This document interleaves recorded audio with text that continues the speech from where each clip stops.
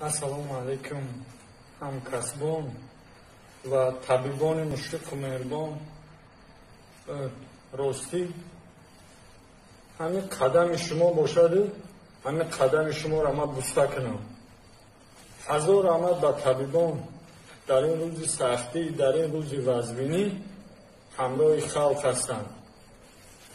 ҳамин пои шумо болои сари мо. ҳазор раҳмат ба духтурони ваҳдат, духтурони ҳисор, табибони истиқлол, табибони якум советский, табибони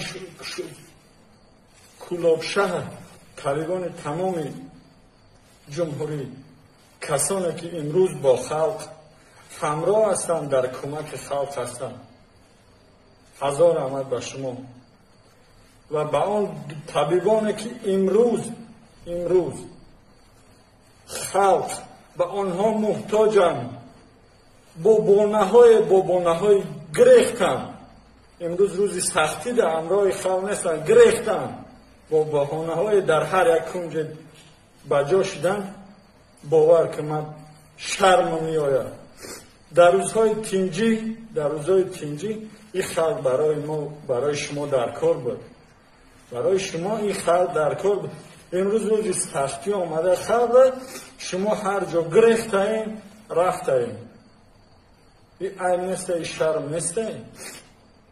бо кадом виҷдон имрӯз халқ ба ин формаи мо эҳтиёҷ дорад? не ки ту гирехта дар ким ҷо ба ҷои. барои чӣ намест имрӯз биёй дар қатори мо бесӣ ба ин халқ кӯмак кунӣ? барои чӣ? ӯ киндик сина мезадӣ, ӯ куҷо шид? на танҳо дар беморхонаи мо, ба гӯши мо мерасад ки дар тамоми беморхонаҳо баъзе нафарҳо тарсида гирехтанд. ин кори табиб нест. доктор Анақилов мумкин аст ина фелшер мусафед нафақахир 4 шабона рӯзӣ пеши набераҳо фарзандо хона нарафта. нафақахир ин айб нестай ки духтурони ҷавон аз кор метарсанд. ин айб нест. рӯзадор аст, рӯзадор. иммунитет мега паст боша мегрезанд. иммунитети ин мусафед паст нестай. имрӯз дар бари мо ҷавонон ҳамин мусафед чихтай. 4 шабона рӯзи дар 4 шабона рӯз 8 соат хоб кардага, дар 96 соати корӣ 8 соат хоб кардаг. 8 соат. 88 соати дигар ҳамин одам чих ба халқи миллат хизмат кардаг. чӣ хел ҳамин хел ҷавонмардон охи дигар чӣ бигум Анақилов? ҳамин доктор, ҳамин каскав, ҳамин ачки тира бикаш, ҳамин мардум қаҳрамони хича бибинанд. ранги дигаро буздиловори нагрезанд.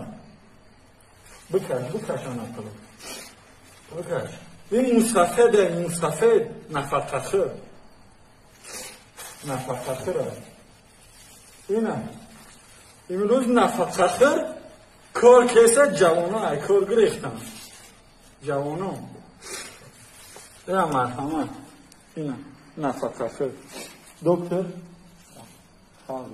мо дар халқ хизмат мекунем. иншоалло ба хоҳиши Аллоҳ ҳамин сахтиҳо ҳамин чизо мероем мирем. ما باور داریم که دیگه تو همچون که من به خلق خدمت میکنم. ما در خدمت خلق. سلامت باشید. من شما را بگردم رحمت کلام. با یک چگونه مخید؟ این